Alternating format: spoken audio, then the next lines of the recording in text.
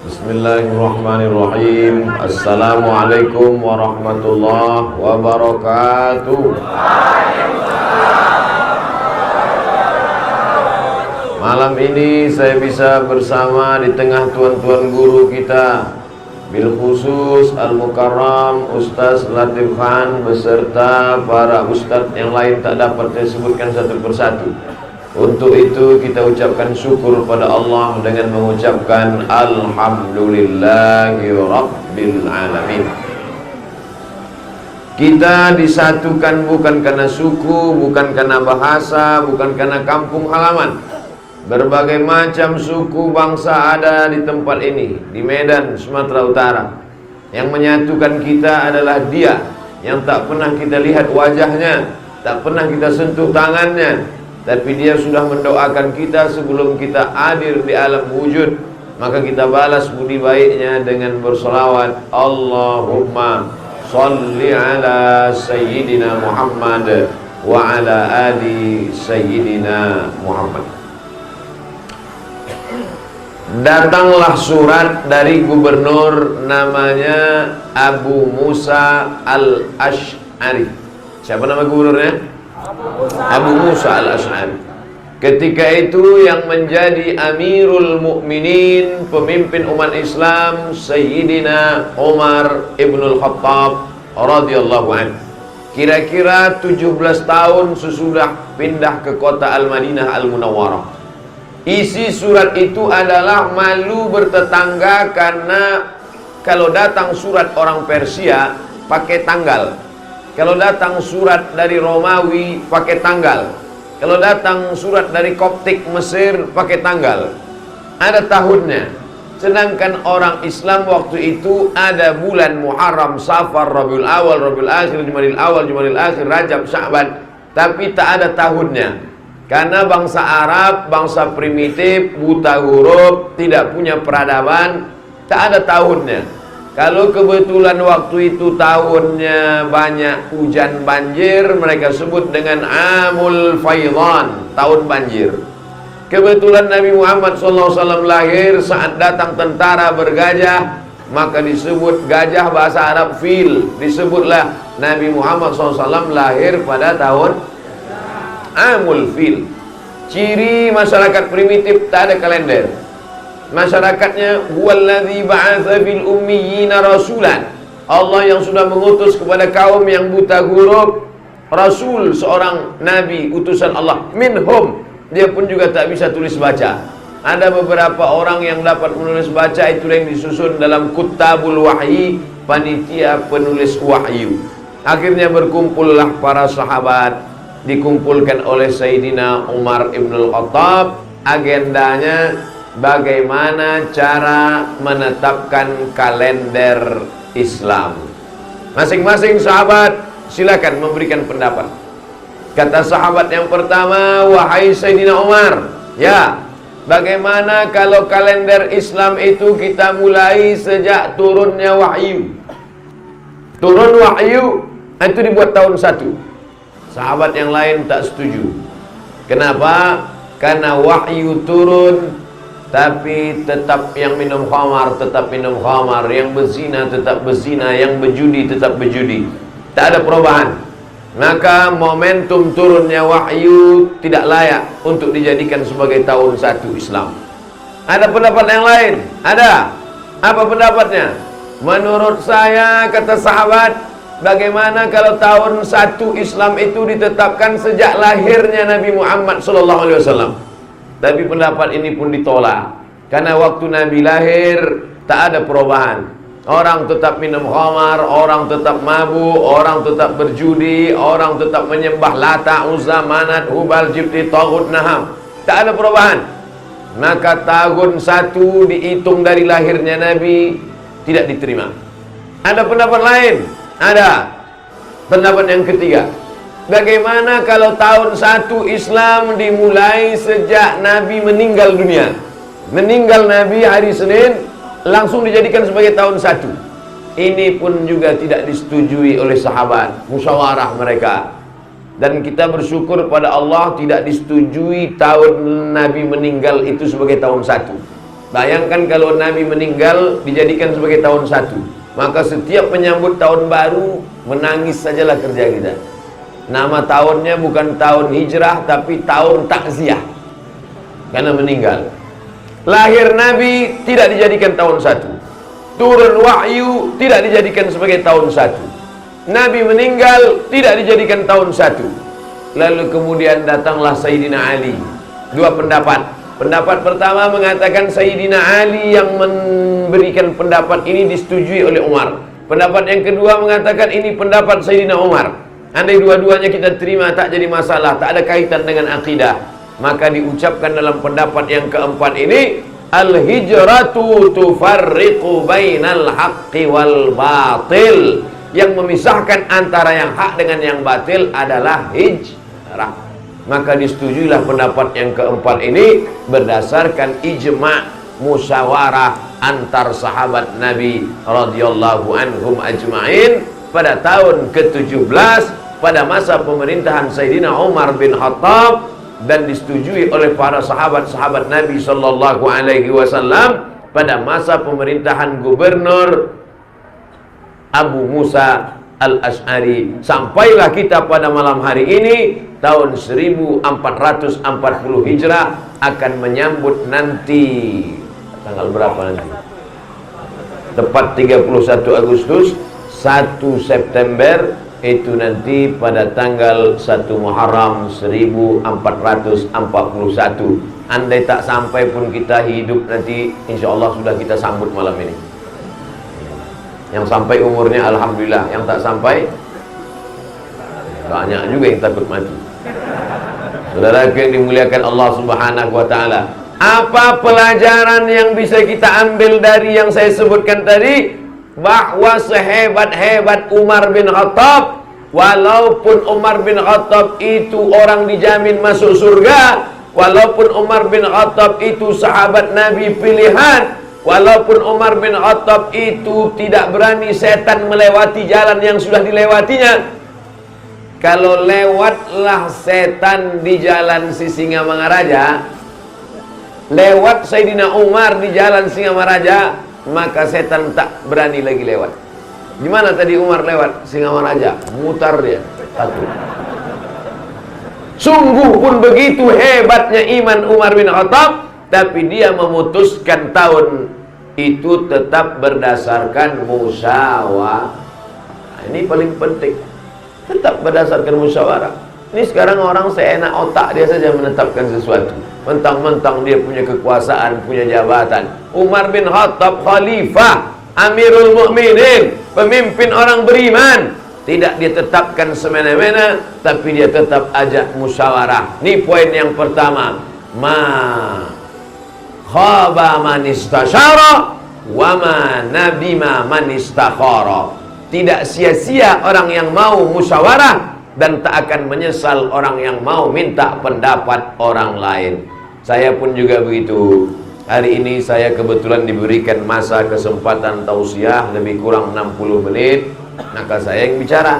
Tapi di luar ceramah saya tetap mendengar pendapat ustadz-ustadz, tuan-tuan guru, para mubalik, guru-guru kita semua. Apa yang layak dilakukan, apa yang mesti dihindari. Karena kepala kita satu, tapi kalau kepala banyak ini dikumpulkan, maka selamatlah kita dari kehancuran. Mudah-mudahan kita tidak termasuk orang yang otoriter menetapkan sesuatu dengan pendapatnya sendiri, tapi kita ambil pelajaran dari hijrah, mesti selalu bermusyawarah.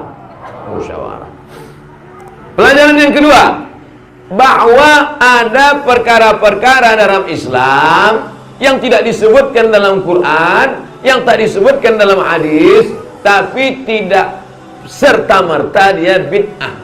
Mana contohnya? Nih masalah kalender. Karena ini sekarang sedang menjadi pemicu perpecahan kita gara-gara masalah, ini tak ada dibuat Nabi, bid'ah ini. Ini tak ada dibuat Nabi, ini bid'ah. Akhirnya antara sesama kita sikut-sikutan. Kalau sudah sesama orang yang sholat berkelahi, maka yang ketawa yang tak sholat.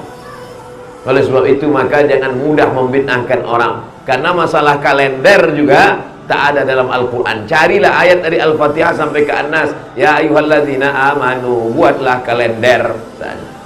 Ini murni ijma' para sahabat Nabi. Makanya kata Nabi SAW, alaikum bisunnati, ikuti sunnahku, wa sunnatil khulafa'ir rasyidin, dan sunnah khulafa'ir rasyidin min ba'di, sesudah aku mati nanti, addu 'alaiha bin nawajiz, gigitlah pakai gigi geraham. Ini cerita pertama. Saya mulai tausiah jam 9 kurang 15, akan berakhir jam 10 kurang 15. Setelah itu akan saya jawab pertanyaan-pertanyaan. Setelah itu kita akan pulang ke rumah masing-masing. Jangan pulang ke rumah orang.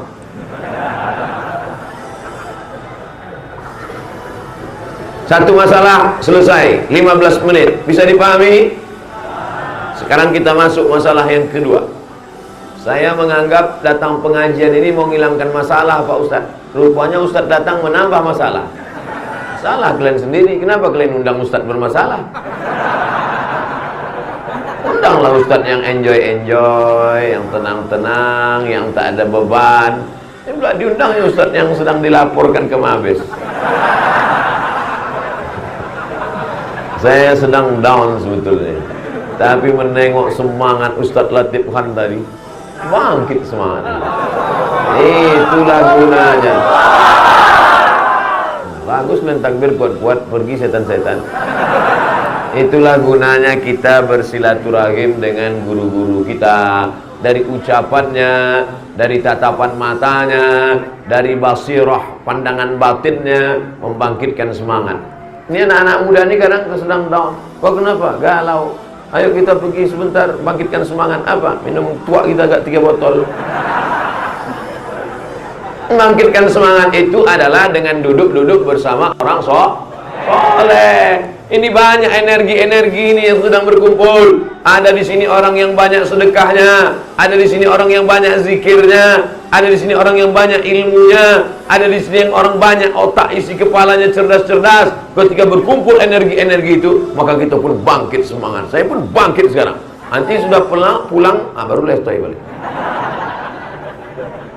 Sekarang kita masuk kepada masalah yang kedua, adalah masalah hijrah. Jadi hijrah itu jangan bayangkan kumpulkan pakaian, masukkan ke koper, beli tiket pesawat, selesai.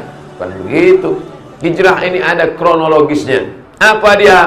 Berkumpullah orang Arab kafir Quraisy, kepala-kepala suku, di sebuah tempat di kota Makkah, namanya Darun Nadwah. Apa namanya?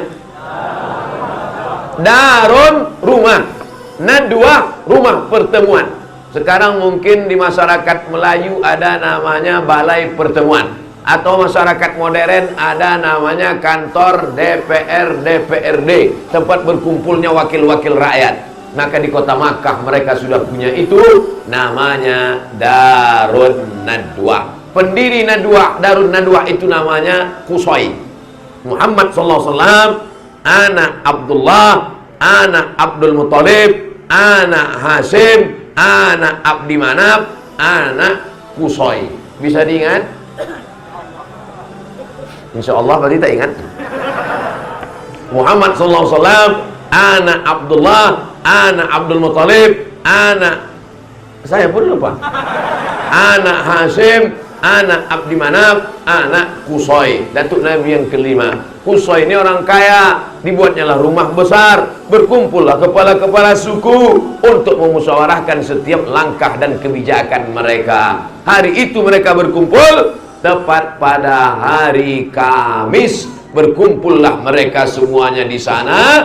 Dalam perkumpulan itu mereka bahas agenda pertemuan hari ini adalah menetapkan bagaimana cara membunuh Muhammad sallallahu alaihi wasallam.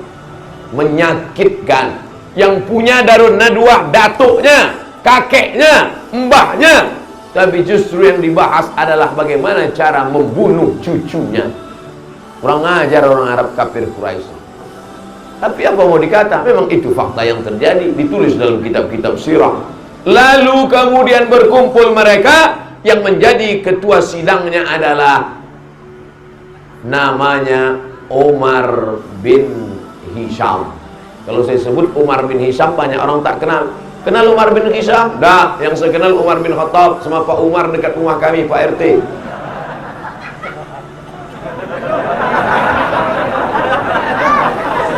Namanya Umar bin Hisham. Umar bin Hisham, tapi nama keren. Nanti kalau saya sebut nama kerennya, oh, kalau itu kenal. Namanya Abu Jahal. Ya, makanya kalau kenalan sama orang itu tanya baik-baik namanya. Nama kau siapa? Nama saya Ibrahim. Ku cari kemarin di Facebook tak ada Ibrahim, rupanya Bram. Nah, gitu juga ini. Nama dia Umar bin Hisham, tapi selalu dipanggil orang Abu Jahal. Dialah pimpinan sidang. Kenapa pula Abu bapak Jahal bodoh? Pak bodoh pula bisa jadi pimpinan sidang. Kok bisa dia? Mungkin banyak duit dia nyawer serangan fajar.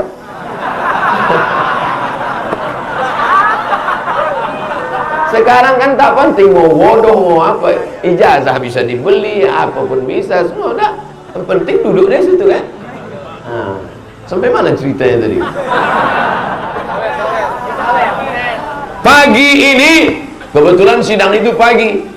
Kata si Umar bin Hisham alias Abu Jahal tadi, pagi ini agenda kita adalah bagaimana untuk menyelesaikan, memberantas, membunuh orang yang selama ini sudah membuat kekacauan stabilitas masyarakat kafir Quraisy. Dulu kita enak-enak saja, tiba-tiba datang dia satu ini. Ini harus kita habisi ini. Bagaimana cara membunuhnya? Saudara-saudara sekalian, ada yang bisa ngasih pendapat? Datang satu, angkat tangan, ngasih pendapat. Tuan Kepala Sidang Abu Jahal, ya, menurut pendapat saya, kita antarkan dia ke tempat yang jauh. Kita cari tempat yang jauh, kita buang dia ke sana. Tenang kita di kota Makkah nih. Mau mabuk, mabuk. Mau berzina, zina. Mau mencuri, mencuri. Mau merampok, merampok. Supaya dia tidak mengganggu kita. Tangkap dia, ikat dia, naikkan ke onta, antar ke tempat yang jauh. Selesai. Tapi ada yang tak setuju. Saya kurang setuju. Kenapa kamu tak setuju? Karena Muhammad SAW itu punya aura, punya karisma kepemimpinan yang luar biasa. Nanti kalau kita buang dia ke tempat yang jauh, tiba-tiba di sana dia membuat kekuatan. Di sana nanti banyak pengikutnya, tiba-tiba dia balik ke kota Makkah, balas dendam dia, mati kita semua. Berpikir juga mereka, iya juga ya. Gawat ini nanti kita ya kan. Kalau begitu pendapat pertama jangan diterima, tolak. Tanya lagi, ada pendapat yang kedua? Ada. Apa pendapatmu? Pendapat saya Tuan Abu Jahal, tak usah kita antar dia jauh-jauh. Jadi bagaimana? Kita cari kayu yang kuat, kita buat kota, kita tangkap Muhammad SAW, masukkan dia ke dalam, paku kuat-kuat, ikat dia, letakkan samping Ka'bah. Jangan kasih makan, jangan kasih minum, biarkan kering 3 hari, mati dia. Simple. Tapi pendapat ini ditolak juga. Kenapa? Karena sekeliling kota Makkah itu banyak pengikut Muhammad SAW. Dulu orang menyebut pengikut, kalau sekarang follower. Kalau sampai dia diusir, kalau sampai dia ditangkap, kalau sampai dia dikurung, dibiarkan dia kering di samping Ka'bah, mati, meninggal, maka ini Makkah akan bergejolak, mengamuk semuanya. Hati-hati. Jadi ternyata cerita-cerita ini mirip-mirip gitu juga. Udah cerita lama ini. Kalau sampai dia diletakkan di samping Ka'bah, maka seluruh pengikutnya ini akan mengamuk. Kalau sudah mereka mengamuk, siapa yang mampu mengamankan kota Makkah Al-Mukarramah? Akhirnya terdiamlah mereka semua, bingung mereka cemana mengatasi. Cuman itulah hebatnya masyarakat jahiliyah ini. Sejahat-jahat jahiliyah, tak ada terpikir di kepala otak mereka waktu itu, bagaimana kalau kita santet aja dia? Tak ada. Tak ada. Saya baca buku sejarah itu, tak ada satu pun pendapat gimana kalau kita curi rambutnya, kukunya, giginya, habis itu kita bawa ke dukun. Tak ada. Jadi kalau gitu mana yang lebih hebat jahatnya, orang jahiliyah atau zaman sekarang? Zaman sekarang masih pakai santet lagi. Makanya dulu ada RUU santet, rencana undang-undang santet, tak bisa disahkan oleh DPR. Kenapa? Tak ada, tak nampak antu itu sampai sekarang. Hilang pendapat nomor 1 tak bisa dipakai, pendapat nomor 2 pun akan memunculkan revolusi masyarakat. Akhirnya sidang buntu, sampai akhirnya Abu Jahal dapat ide. Saya dapat ide, kata Abu Jahal. Gimana Tuan Abu Jahal? Gimana kalau kita utus satu anak muda malam-malam masuk ke dalam kamarnya, lalu kemudian diambil pedang, pancung kepalanya pas dia sedang tidur. Selesai. Simple, modal tak banyak dan tak memicu keramaian. Ambil pedang panjang, masuk ke kamarnya malam-malam, pancung kepalanya. Selesai. Setuju?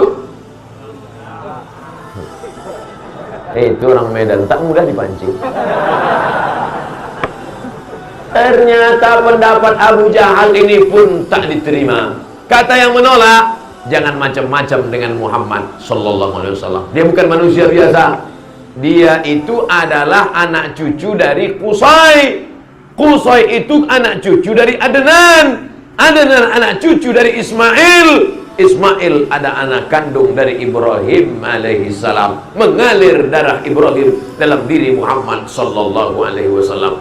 Kalau sampai Muhammad kita ganggu, seluruh Bani Hashim, seluruh Bani Abdi Manaf akan mengamuk dan pembunuh itu akan dicari. Terjadi perang besar antara dua suku. Akhirnya sidang pun buntu, deadlock. Buntu. Cuman bedanya kalau zaman sekarang sidang buntu, mereka coffee break. Nah, dulu tak ada coffee break. Akhirnya buntu, diam. Akhirnya dapat ide Abu Jahal. Kata Abu Jahal, tunggu sebentar, ada ide baru, kata Abu Jahal. Apa caranya? Kalau satu orang yang membunuh, maka yang ditangkap satu orang. Kalau satu orang yang membunuh, yang berperang satu suku. Kalau begitu kita ganti ide baru. Setiap suku mengutus satu anak muda. Setiap suku satu anak muda. Setiap suku satu anak muda. Setiap suku satu anak muda. Ada 14 suku, utus 14 anak muda. Yang paling kuat tenaganya, yang paling panjang pedangnya. Maka 14 orang ini nanti malam masuk ke rumah Muhammad SAW, pancung kepalanya. Kalau sudah semua suku ikut, siapa yang mau ditangkap? Inilah ide korupsi berjamaah. Karena kalau satu orang yang buat, satu ditangkap. Tapi kalau semua buat, penuhlah LP. Akhirnya hebat juga kau Abu Jahal. Inilah nia namanya Abu Bapak Jahal bodoh, Abu Jahal. Kenapa dia dibilang bodoh? Padahal otaknya cerdas. Maksudnya untuk yang baik-baik dia bodoh. Tapi kalau untuk yang jahat-jahat, nangkap kali otaknya. Kalau untuk yang baik-baik bodoh. Dan di masjid kita, di masyarakat kita, di RT RW, di kantor kita pun begitu juga. Kalau nanti pas ada musyawarah, gimana caranya meramaikan masjid ini? Diam. Gimana cara kita memperingati 17 Agustus? Diam. Tapi pas ditanya, gimana caranya ngundang artis dangdut? Oh ya, ya, ya. Nah itu anak cucu Abu Jahal tuh. Kalau untuk yang jahat-jahat, ada aja otaknya. Cerdas, terang dia langsung. Untuk yang baik-baik, mati lampu. Melep 5 watt. Tapi cerita untuk maksiat, terang kepalanya. Tuh nampak tuh tulis kepalanya, Abu Jahal. Nah, akhirnya disetujuilah hari Kamis siang. Dengan ini ditetapkan sidang kepala suku Arab kafir Quraisy hari Kamis siang di kota Makkah, di Darun Nadwah. Setiap suku akan mengutus anak-anak muda yang nanti masuk ke kamar Muhammad sallallahu alaihi wasallam, langsung memancung kepalanya. Ditetapkan hari Kamis, lebih cepat lebih baik dilaksanakan langsung malam Jumat.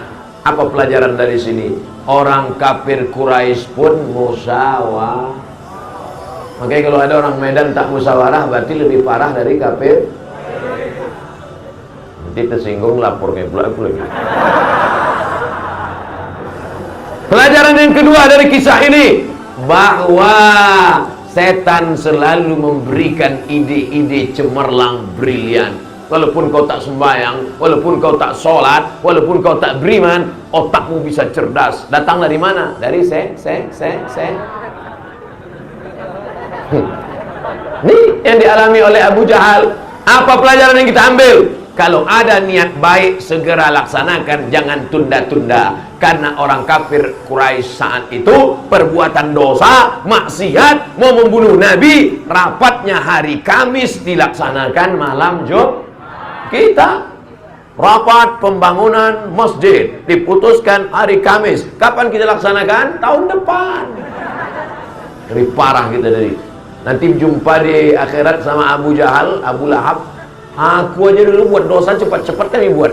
Kalian buat pahala, kalian tunda-tunda pula. Mau masuk surga pula tuh katanya. Nah, jadi setiap kisah yang saya sebutkan ini kita ambil hikmah-hikmah. Ini cerita Ustaz ini dari mana? Jangan Ustaz ini ngawur ini. Dari mana ceritanya Ustaz ambil? Saya ambil saripatinya dari buku terbaik nomor 1 di dunia. Saya tak mau ngambil nomor 2, nomor 3, tak mau. Nomor 1. Juara sejarah Nabi nomor 1 di dunia. Nama penulisnya Syekh Safiur Rahman Al-Mubarak Furi, berasal dari India. Allahu Akbar. Malam ini saya ceramah di masjid India. Artinya apa? Itu kan kebetulan aja Pak Ustaz. Tak ada kebetulan di dunia ini. Pertemuan kita malam ini adalah pertemuan yang sudah ditetapkan Allah Subhanahu wa taala. Mudah-mudahan semangat bagaimana dulu ulama-ulama datang ke kota Medan mendirikan masjid ini 1887, sekarang sudah 2019, lebih 100 tahun lamanya. Kenapa tanah ini yang mereka pilih? Tentulah ada istikharah mereka yang diberikan Allah, ilham kepada mereka, diberikan Allah Ta'ala kepada Abdul Somad dan kita semua mengambil keberkahan pada masjid tua ini. Mudah-mudahan istiqomah mereka dulu sampai pula kepada kita, istiqomah mereka itu kita warisi.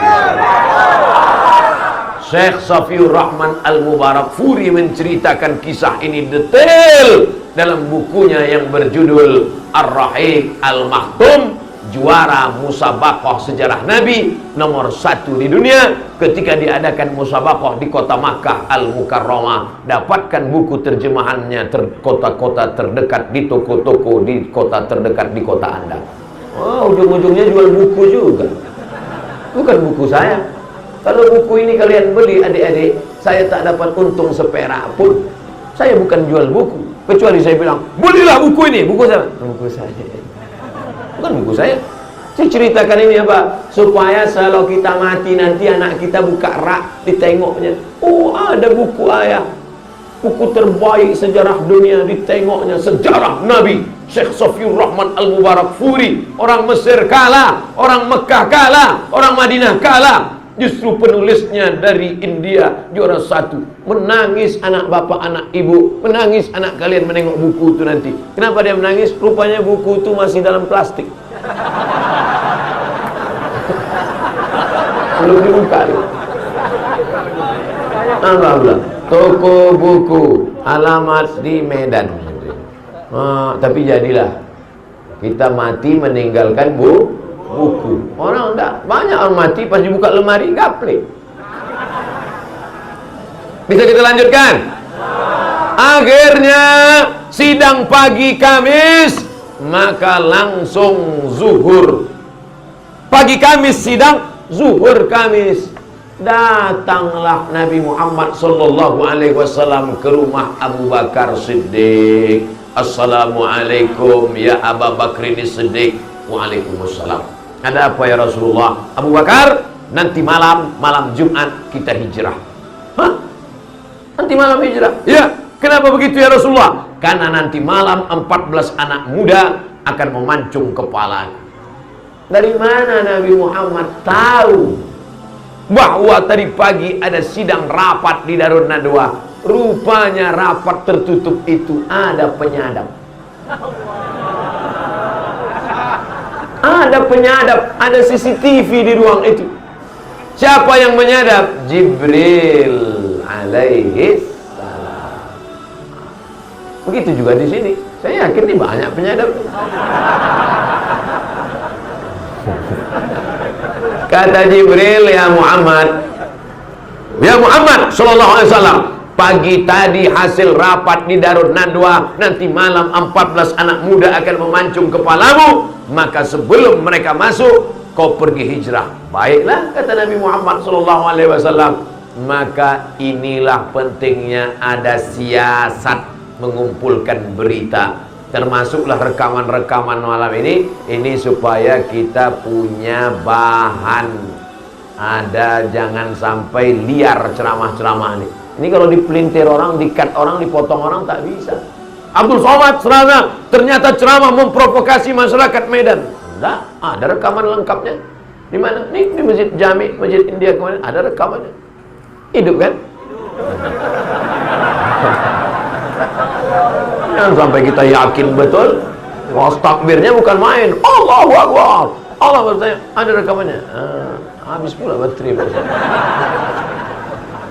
Nah, akhirnya kata Abu Bakar Siddiq, sami'na wa ata'na, kami siap hijrah wahai Rasulullah. Setelah memberitahu Abu Bakar, Nabi pun pulang ke rumah. Habis maghrib menunggu Isya.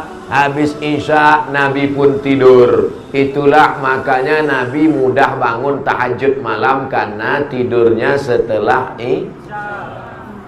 malam itu dihitung setelah Isya. Isya jam 8, 9, 10, 11, 12, 1, 2, 3, 4, 5. Jadi malam itu semuanya 9 jam. Kalau ada ustadz berceramah, yang paling afdal sholat tahajud adalah sepertiga malam. Jam berapa sepertiga malam itu Pak Ustadz? Jangan kau tanya-tanya. 8, 9, 10, 11, 12, 1, 2, 3, 4, 5. Maka yang dimaksud sepertiga malam itu adalah 12, 1, 2. Itu sepertiga malam. Paling bagus tahajud. Nabi kalau gitu, Nabi itu tidurnya berapa jam? Tidur habis Isya jam 8, 9, 10, 11, 12. Habis itu dia pun bangun tahajud. Kenapa kita payah bangun tahajud? Habis Isya tak tidur. Malam nih, kecuali malam ini. Boleh bicara setelah Isya dengan syarat bicara agama. Lain daripada itu makruh hukumnya. Makanya habis Isya matikan lampu, tidur. Itu maka orang-orang dulu itu sehat-sehat badannya. Habis Isya tidur. TV tak ada, internet tak ada. Makan ikan asin, kangkung, tidur. Besok anak 10. Orang sekarang habis semua, lemah, letoy, loyo, long lay. Oleh sebab itu maka kalau mau tidur yang berkualitas adalah setelah Isya. Itu tidur berkualitas. Alaikum bisunnati, ikuti sunnahku. Apa makna sunnah? Bukan sekedar sholatnya, bukan sekedar puasanya, tapi sampai tidurnya pun kita ikut. Nabi itu tidurnya tak banyak, sikit tapi berkualitas.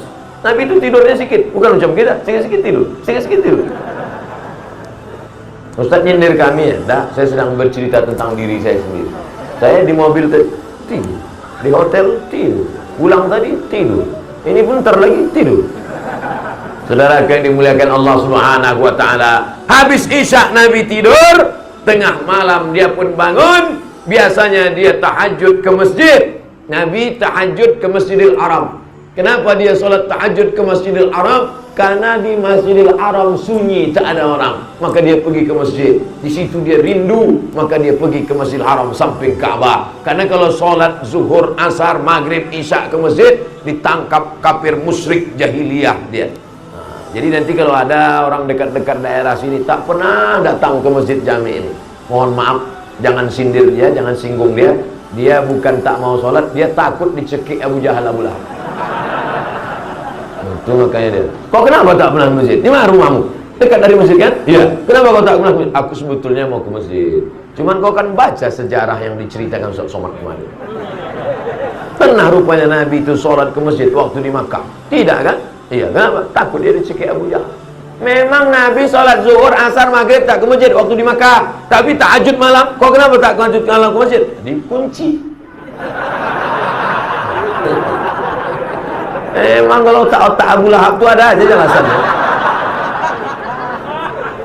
Nah, malam itu Nabi sholat di rumah karena dia sudah tahu bahwa ada orang akan datang. Bagaimana yang dilakukan Nabi? Nabi pergi sebelum pergi disuruhnya tidur di tempat tidur dia itu adalah adik sewali.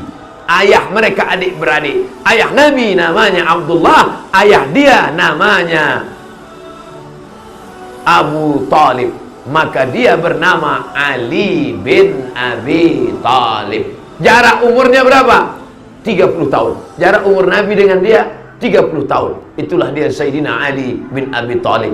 Jadi kalau Nabi dapat wahyu umur 40, berarti waktu itu umur Ali 10. Nabi hijrah umur 53, berarti waktu itu umur Ali 23. Umur Ali 23 tahun, anak Medan baru selesai S1.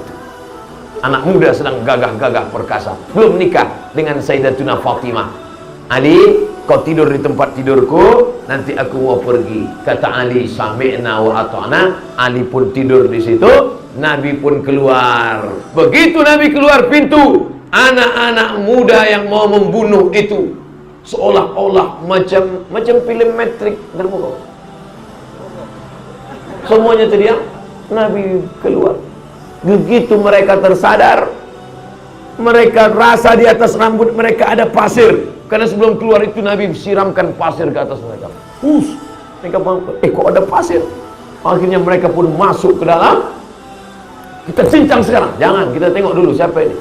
Pas mereka buka, ditengoknya ternyata Sayyidina Ali bin Abi Talib. Dia tanya, Ali, iya, kenapa kau di sini? Aku disuruh Muhammad sallallahu alaihi wasallam. Mana dia? Mana aku tahu. Kalau memang kalian hebat, carilah dia.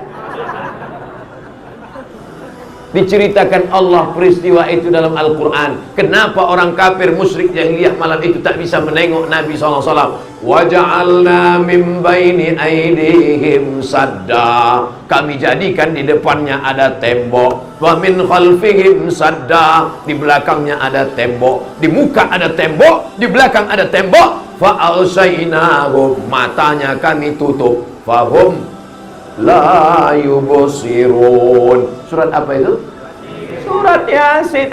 Itu ayat menceritakan, kalau dibaca ayat itu, terbayanglah kita bagaimana Nabi keluar dari rumah saat hijrah menuju rumah Sayyidina Abu Bakar Siddiq. Tapi jangan salah pakai. Ini banyak ini anak-anak muda sekarang baca ayat ini untuk supaya tak ditangkap razia. Langsung nampak razia depan, wajalna bainihim saddan wa min khalfihim saddan fahisyatan. Wajalna bainihim saddan fahisyatan. Wajalna min. Sampai di dekat razia itu, prit, ada polisi. Mana bisa? Tak bisa kita baca itu, karena polisi itu pun baca itu juga. Ayatnya sama. Dia baca itu juga di kantor. Mana bisa? Jadi banyak orang salah kaprah. Ayat Al-Quran itu bukan mantra-mantra. Al-Quran itu adalah Dzalikal kitabu la raiba fihi hudan. Al-Quran itu hudan, petunjuk lil muttaqin, kepada bagi orang yang takut kepada Allah. Makanya ketika membaca surat Yasin itu nanti malam Jumat, waja'alna min baini aydihim sadda wa min khalfihim sadda fa'ashaynahum fahum la yubsirun. Makanya baca Yasin pelan-pelan supaya direnungkan maknanya, dihayati kisahnya. Ini banyak orang sekarang baca Yasin, coba-coba sadda sirun. Mata nengok mana, kenapa belum keluar juga lepat. Gimana mau mengenang hijrah Nabi Muhammad SAW? Akhirnya orang kafir musyrik jahiliyah makin marah. Kenapa gagal rencana sidang pagi ini? Akhirnya mereka cari, tak ada. Kemana dia pergi, tak ada. Ternyata Nabi Muhammad SAW sudah bersembunyi di Jabal Sur. Tempat Nabi menerima wahyu, Jabal Nur. Tulisannya mirip, alif, lam, waw, ro. Di tengahnya beda. Tempat Nabi bersembunyi, sa, sur. Tempat Nabi menerima wahyu, nun, nur. Ini jamaah haji yang baru pulang cerita pengalamannya di Makkah. Aku kemarin naik ke Jabal Sur. Padahal dia naik ke Jabal Nur. Yang cerita lupa, yang dengar tak tahu. Sama-sama nganggu. Oh iya. Ayolah kata kau, betul lah tu. Naiklah Nabi ke atas bersama Abu Bakar Siddiq di Jabal Sur. Jamaah banyak naik ke Jabal Nur, tempat Nabi menerima wahyu di Gua Hira. Jabal Sur jauh lebih tinggi, jalannya lebih terjal, tak ada tangga macam Jabal Nur. Makanya banyak jamaah haji waktu pergi, Pak Ustaz, di mana Jabal Sur? Di atas. Yang mananya Pak Ustaz? Kalian tengok aja lah. Malam itu naik, tidak pakai lampu. Kenapa tak pakai lampu? Karena kalau pakai lampu nampak musyrik kafir jahiliyah dari bawah. Itu dia tangkap. Maka gelap-gelap mereka naik ke atas, tak ada tangga, tak ada jalan, terjal sampai ke dalam. Sebelum masuk ke dalam di pintu gua, kata Abu Bakar Siddiq kepada Nabi SAW, ya Rasulullah, wahai Rasulullah, jangan masuk ya Rasulullah, jangan masuk ya Rasulullah, biar aku yang masuk ke dalam. Kata Nabi, aku masuk. Tidak ya Rasulullah, kalau engkau masuk, ternyata di dalam ada singa yang sedang tidur, ternyata di dalam ada ular yang beracun, maka engkau mati tak sampai salah Islam. Tapi kalau aku yang mati ya Rasulullah, hanya anak istriku saja yang sedih. Kalau aku yang mati ya Rasulullah, hanya anak istriku saja yang berduka. Tapi kalau engkau meninggal ya Rasulullah, semesta alam akan berduka. Biarlah aku masuk ke dalam. Masuk Abu Bakar Siddiq ke dalam, membersihkan. Dampaknya ada lubang. Ada lubang di situ, disumbatnya lubang itu, ditutupnya. Lalu kemudian masuklah Rasulullah. Masuklah Rasulullah Sallallahu Alaihi Wasallam. Bayangkan kalau yang hijrah malam itu Nabi Muhammad bukan sama Abu Bakar, tapi sama Abdul Somad. Pas mau masuk tuh apa kata Abdul Somad? Ya Rasulullah, engkau lah masuk duluan. Masuk Rasulullah. Sebab kalau engkau yang masuk ya Rasulullah, banyak yang bela engkau. Ada Jibril, ada Mikail, ada Israfil, ada Israel, malaikat-malaikat. Kalau aku yang masuk, Satpol PP pun tak ada.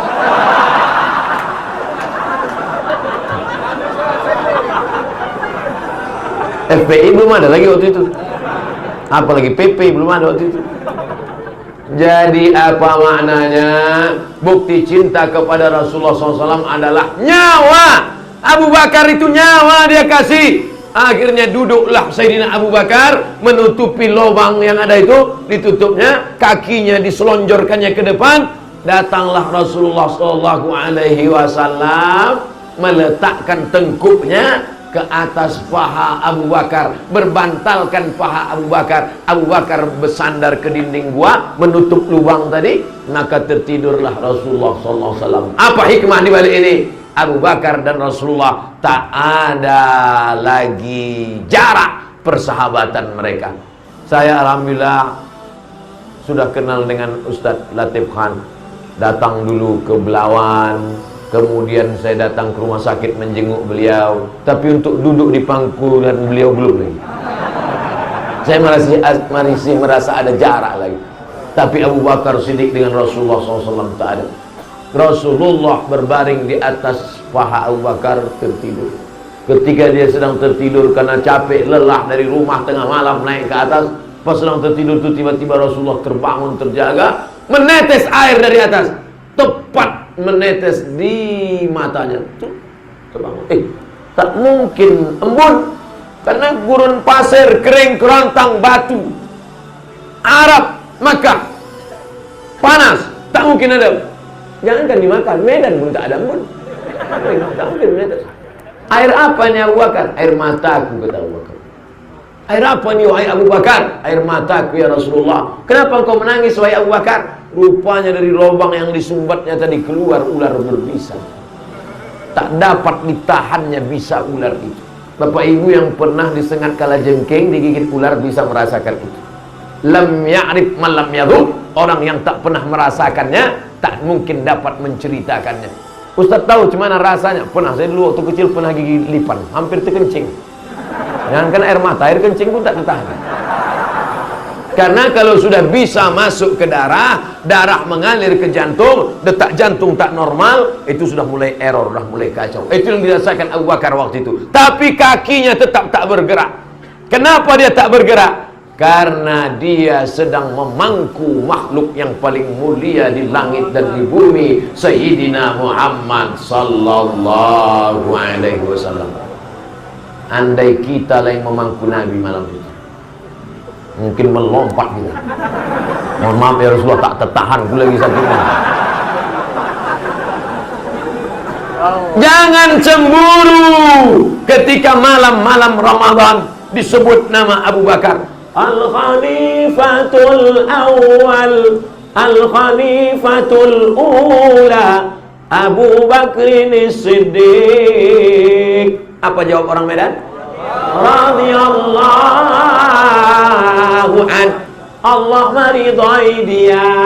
Kenapa Allah meridai dia? Nyawanya dia kasihkan untuk Rasulullah. Kenapa Allah meridai dia? Kakinya disengat binatang berbisa, ular kalajengking, tapi dia lebih sayang kepada Rasulullah sallallahu alaihi wasallam. Kita makanya belum pernah lagi protokol manggil. Berikut ini mari kita dengarkan tausiah yang akan disampaikan oleh Al-Mukarram Haji Abdul Somad LCMA, disambut oleh jamaah radhiyallahu anhu. Ada. Kenapa perjuangan kita ini belum ada apa-apanya? Ini kadang anak-anak muda ini merasa udah hebat kali hijrahnya. Pemuda hijrah. Apa perjuangan kau? Aku udah putus 3 hari, Pak Ustaz. La ilaha illallah. Malam ini kita sedang mengukur bayang-bayang. Malam ini kita sedang mengukur diri kita. Ternyata kita ini tak ada apa-apanya dibandingkan Sayyidina Abu Bakar Siddiq. Tapi aneh bin ajaib, di tahun 2019, di zaman edan milenial, ada orang yang ceramah mencaci maki Abu Bakar Siddiq. Betul?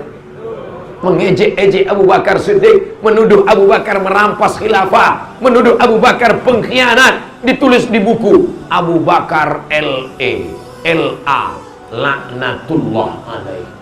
Cari bukunya, judul bukunya 40 masalah Syiah. Mereka paling benci dengan Abu Bakar, benci kepada Umar, benci kepada Aisyah. Abu Bakar LA laknatullah alaih. Ini saya ceritakan supaya adik-adik kawan-kawan paham kenapa tokoh-tokoh Syiah sekarang sedang merasa dapat durian runtuh mencaci maki saya di internet. Karena lama sudah sakit hati Abdul Somad membongkar masalah-masalah Syiah. Begitu dapat, mampuslah kau Somad gitu dia. Sampai mana cerita tadi? Saudara yang dimuliakan Allah Subhanahu wa taala, la tasubbu ashabi. Jangan kalian caci maki sahabatku. Lau anfaqa ahadukum mithla Uhudin zahaban. Andai ada di antara kalian yang bersedekah emas sebesar bukit Uhud, tak sampai sedekah kalian itu setengah mudnya Abu Bakar Siddiq. Kenapa? Kalau ada orang Medan sekarang bersedekah emas sebesar bukit Uhud, itu tak sampai setengah tapak tangan Abu Bakar. Kenapa? Karena orang sekarang bersedekah dalam keadaan aman. Abu Bakar bersedekah dalam keadaan kacau balau, terombang ambing. Mudah-mudahan walaupun kita tak sampai bersedekah sebesar bukit Uhud, tapi kita nanti didekatkan Allah dengan Abu Bakar, Umar, Utsman, Ali, Ahlu Bait dan Rasulullah sallallahu alaihi wasallam. Berapa lama Nabi berada di Jabal Sur? Malam Jumat, malam Sabtu, malam Ahad. 3 malam transit di atas. Kenapa transit? Nah, ini perlu dipelajari. Strategi. Hijrah ini perlu strategi. Jangan kata orang Jawa ujuk-ujuk. Jangan kita pikir hijrah itu tiba-tiba langkah kaki keluar dari rumah. Bismillahirrahmanirrahim. La haula wala quwata illa billah. Apa yang terjadi? Terjadilah. Mati-matilah. Bukan begitu hijrah itu. Transit dulu. Kenapa tak langsung saja ke Makkah? Karena kalau langsung di Makkah dikejar Abu Jahal, Abu Lahab. Karena kalau langsung ke Makkah, langsung dicegat mereka. Tapi biarkan dulu tenang. Setelah nanti mereka bingung mencari, baru keluar. Ini namanya strategi. Besok tanggal 26, 27, 28, 29, 30, 31. 6 hari lagi kita mau masuk 1 Muharram. Apa strategi kita menghadapi Muharram? Gimana strategi kau menghadapi Muharram? Ya, cuma yang di atas saja lah Pak Ustaz. Apa yang di atas? Cicak. Harus ada strategi. Komunitas pemuda hijrah, nih strategi kami untuk menghadapi tahun baru hijrah.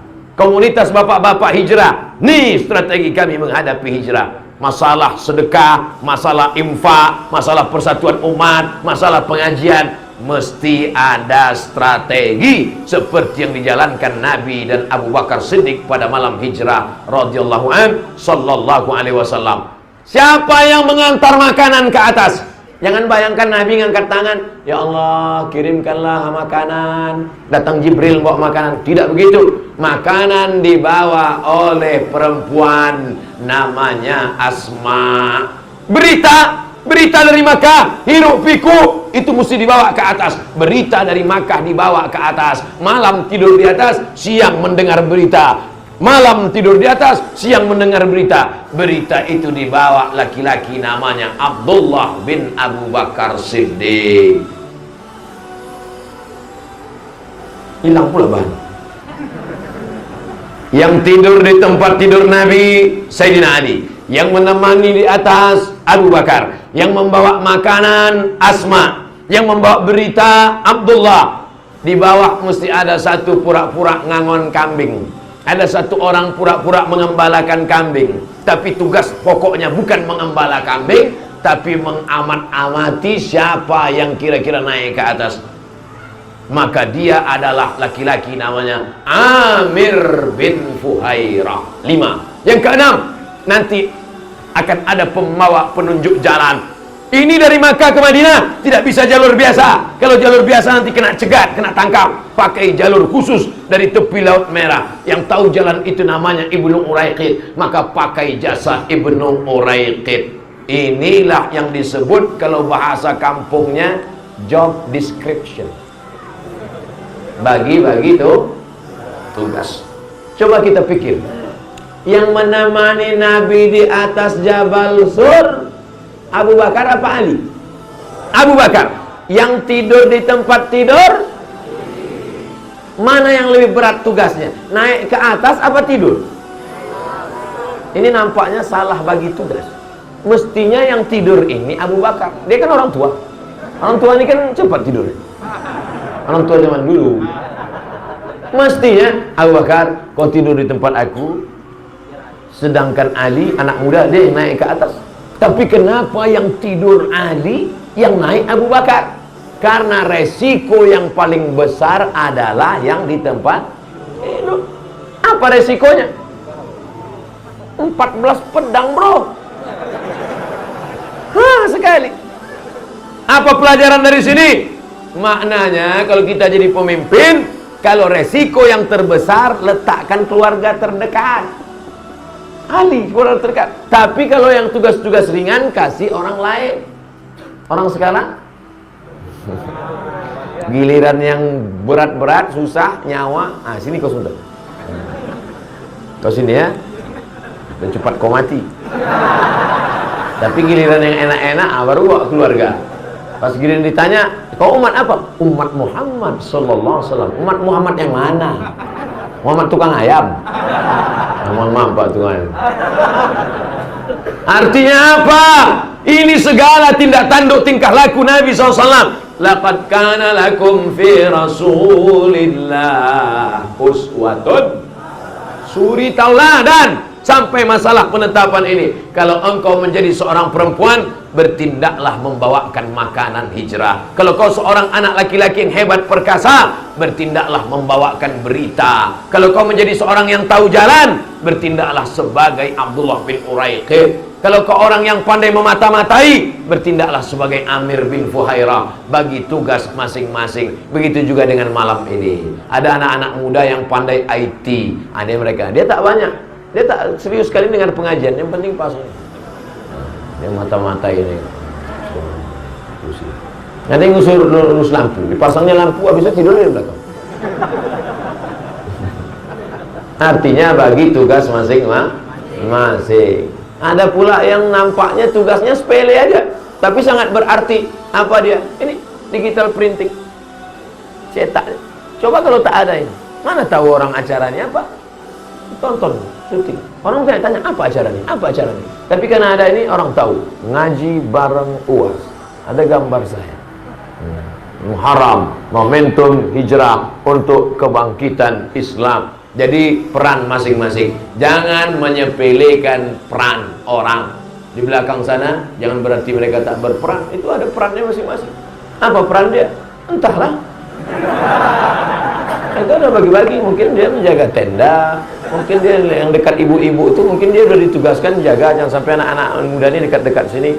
Ada anak gadis. Kadang anak-anak muda, anak rajang ini dekat sini. Ya.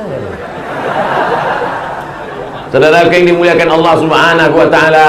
Lalu 3 malam lamanya di sana, malam Jumat, malam Sabtu, malam Ahad, malam Senin barulah hijrah. Penunjuk jalan Abdullah bin Uraiqid, pergilah mereka malam-malam, tak bisa siang. Lalu kemudian mereka pun turun menuju kota Madinah Al-Munawwarah. Di tengah siang itu tiba-tiba Abu Bakar menengok dari jauh, naik debu ke atas. Kalau di tengah gurun pasir nampak debu naik ke atas, artinya di belakang ada orang naik kuda kencang sedang mengejar. Saking kencangnya kaki kuda, naik debu ke atas. Ya Rasulullah, ya itu ada orang mengejar dari belakang. Nabi sama Abu Bakar naik onta pelan, ada orang mengejar dari belakang. Tenang Abu Bakar, tenang. Akhirnya kemudian begitu mereka akan lanjut terus, lalu kemudian Abu Bakar Siddiq pun melihat, rupanya yang mengejar dari belakang ini namanya Suraqah bin Malik. Namanya Suraqah bin Malik. Tiba-tiba ujung kaki kuda Suraqah masuk ke dalam pasir, terjungkal dan akhirnya menggelinding. Naik dia lagi ke kudanya, dikejarnya lagi Nabi, dihadangnya Nabi dari depan. Apa kata Suraqah? Aku Suraqah bin Malik, seumur hidup naik kuda tak pernah jatuh, baru sekali ini lah jatuh. Maka aku sadar bahwa yang kukejar ini bukan manusia biasa. Engkau adalah Rasul utusan Allah Subhanahu wa ta'ala. Maka dengan ini aku tidak jadi membunuh engkau. Kenapa dia semangat betul mengejar? Karena di Makkah sudah dibuat pengumuman, siapa yang bisa membawa kepala Muhammad hidup atau mati akan diberikan 100 ekor onta. 1 ekor onta 50 juta. Itu pun onta-onta yang udah tak laku lah, itu udah murah-murah. Onta-onta second lah. 50 juta kali 100 ekor sama dengan 50 juta kali 100, 5 miliar. 5 miliar itu kalau dibelikan cendol, oh, merenang kita. Merenang kita, ha? Coba bayangkan. Apa pelajaran dari sini? Apa pelajaran dari jatuhnya Suraqah? Ada orang keluar dari rumahnya, niatnya mau membunuh Nabi, niatnya mau dapat 100 ekor onta, niatnya jahat, tapi ternyata di tengah jalan dapat hidayah. Tapi ada orang dari rumahnya langkah kaki, bismillahi tawakkaltu 'alallah la haula wala quwata illa billah. Mama, papa mau cari rezeki yang halal ya. Sampai di kantor makan haram. Di akhirat kau akan jumpa dengan Suraqah bin Malik, dan Suraqah tersenyum melihat engkau.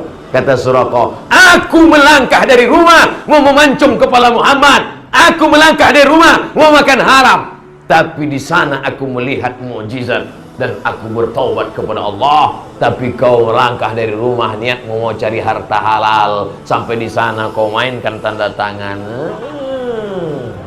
Neraka jahanam tempatmu, bro. Renungan panjang tentang hijrah Nabi Muhammad sallallahu alaihi wasallam.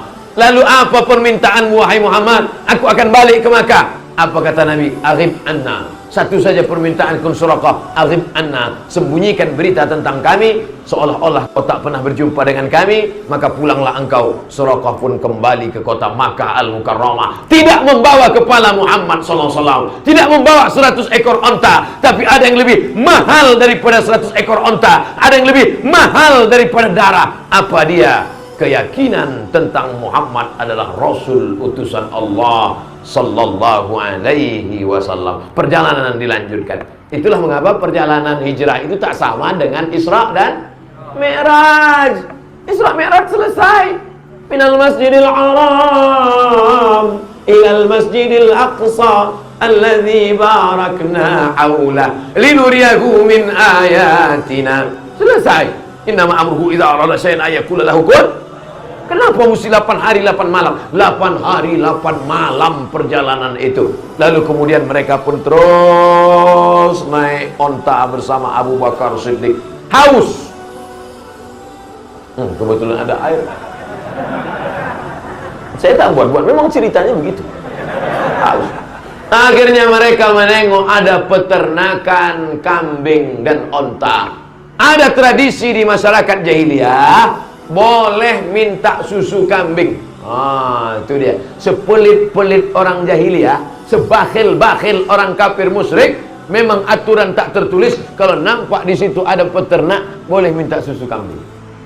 Akhirnya mereka pun minta lah, peternak kambing, ya kami minta susu kambing. Kata penjaga ternak, kalau kalian mau ambillah, tapi susu kambing tak ada kering. Kambing kurus, tak ada hujan, tak ada masa paceklik. Kalau mau coba-coba, diambilnya satu, cobalah. Didoakan Nabi SAW, diletakkan Nabi tangannya ke atas, lalu diperah oleh Abu Bakar Siddiq, dapatlah satu gelas. Lalu kemudian disapu Abu Bakar bagian bawah gelas itu disapunya. Dia tak ingin ada pasir yang jatuh ke jubah Nabi SAW. Setelah bersih diberikannya ke Nabi. Nabi pun meminum. Ketika Nabi meminum, apa kata Abu Bakar Siddiq? Fasyariban Nabi hatta irtawaitu. Nabi minum air susu kambing sampai hausku hilang. Fasyariban Nabi hatta irtawaitu. Nabi minum sampai hausku hilang. Kalau saya sama Ustadz Musdar Bustamam, kawan saya dulu sama-sama di Mesir, sama-sama di waktu haji ke Makkah. Duit tak ada, sama-sama mahasiswa, sama-sama susah. Duit tinggal sedikit, beliau pun beli minuman, minum. Lalu apa kata saya? Kulihat Ustadz Musdar minum, hausku pun menjadi-jadi.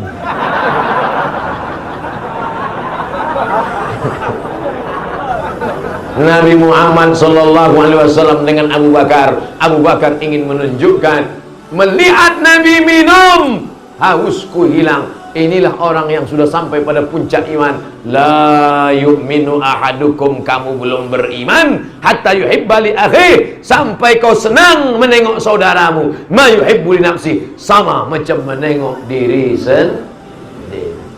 Ini sekarang orang tak gitu. Mestinya kau berkata, menengok kawanku mobil baru, aku ikut macam punya mobil baru, walaupun dia naik CB 100. Menengok kawanku punya rumah baru, aku pun rasa macam tidur di hotel. Kita mestinya ikut senang nengok kesenangan dia. Seperti iman Abu Bakar Siddiq. Ini sekarang banyak orang sesak napas, sesak jantung, jantung koroner, diabetes meletusnya naik kumat, gara-gara menengok orang dapat nikmat. Susah nengok orang senang. Pak Ustadz, aku ini sakit nih sekarang. Kenapa? Nengok dia rumah baru. Ih, sekarang berkunang-kunang Pak Ustadz. Kenapa? Nengok dia mobil baru. Tapi yang paling sakit hatiku nengok yang itu Pak Ustadz. Kenapa? Bininya baru. Mestinya kita sampai. Maka setiap langkah dan gerak itu ada hikmah-hikmah. Setelah mereka selesai minum, lanjut perjalanan. Mereka lanjutkan perjalanan sampai di suatu kampung di tengah malam. Sholat Isya waktunya. Sholat Isya jamaahnya lebih dari 70 orang. Sholat Isya malam lebih 70 orang. Kapan mereka masuk Islam? Kapan mereka bersyahadat? Ini menunjukkan walau nyawa di ujung tanduk, tapi dakwah tak boleh tinggal. Ini sekarang banyak orang, kau kenapa tak berdakwah? Nah, dakwah itu kan urusan Ustadz Latif Han, bukan urusan saya. Kau kenapa tak berdakwah? Sebenarnya saya mau berdakwah, tapi aku sekarang sedang susah guys. Nanti lo agak senang. Udah turun gaji 13 aku berdakwah. Senang dakwah, susah dakwah. Kau kenapa tak berdakwah? Aku kan taman SMA. Dakwah itu kan mesti Ustadz. Kalau nanya soal agama tanya jawab baru mesti Ustadz. Tapi kalau ngajak orang sholat, ngajak ke masjid, tidak mesti Ustadz. Kau sekolah apa? Kau kan sarjana teknik. Ngapain kau ajak aku ke masjid? Assalamualaikum Pak Haji. Waalaikumsalam. Ayo ke masjid Pak Haji. Jangan kau ajak aku. Belum kau lahir aku dah haji. Ini kalau ada orang begini, ini otaknya sungsang.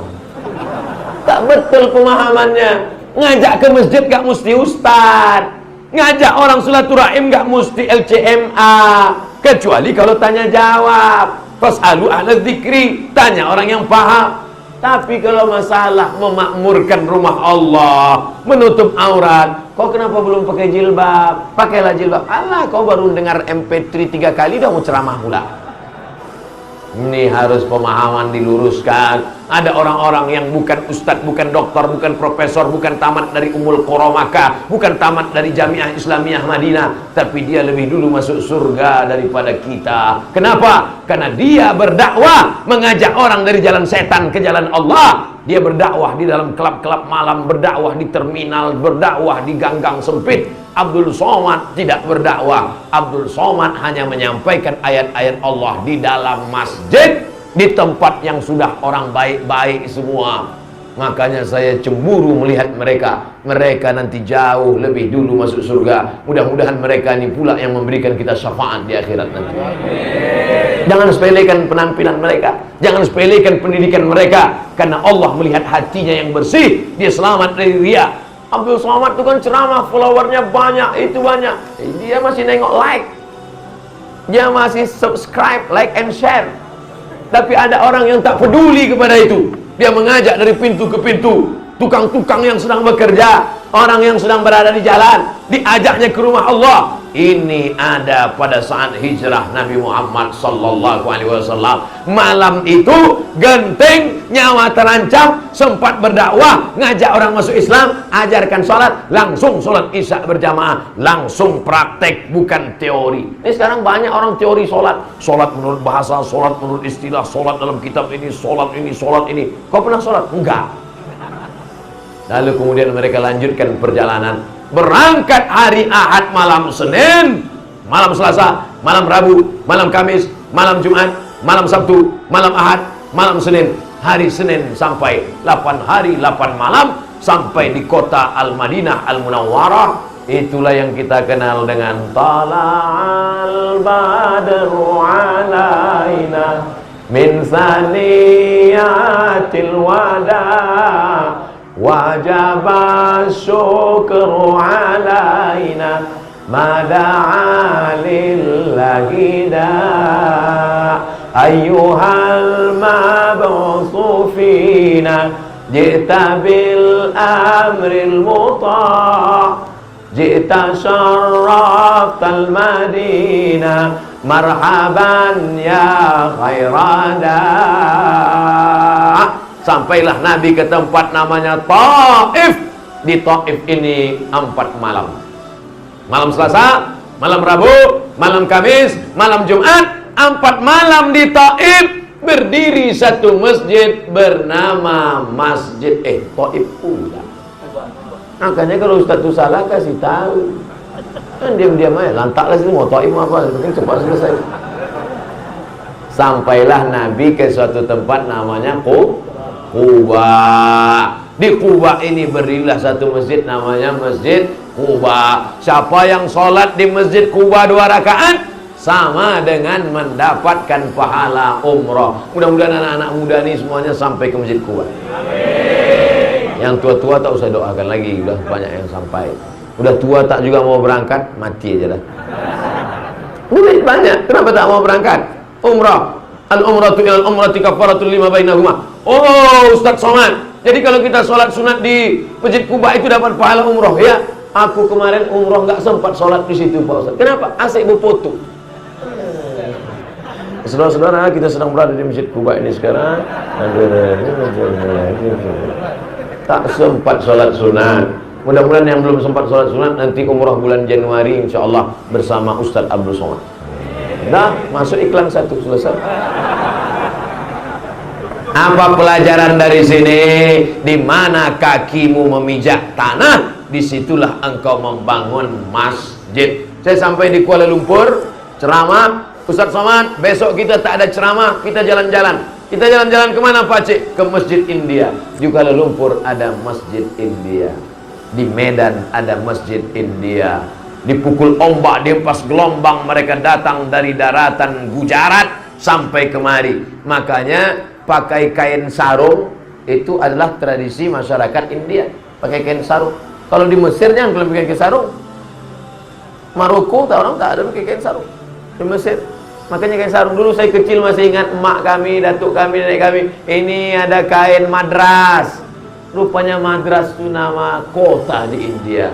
Dan memang Islam kita ini adalah datangnya ulama-ulama dari India. Mereka ini sekaligus pedagang. Mereka kaya-kaya. Mereka beli tanah, mereka bangun masjid. Bayangkan 1887, lebih 1 abad, mengalir pahala kita malam ini kepada ulama-ulama, pedagang-pedagang, orang-orang kaya yang dulu mendirikan masjid ini.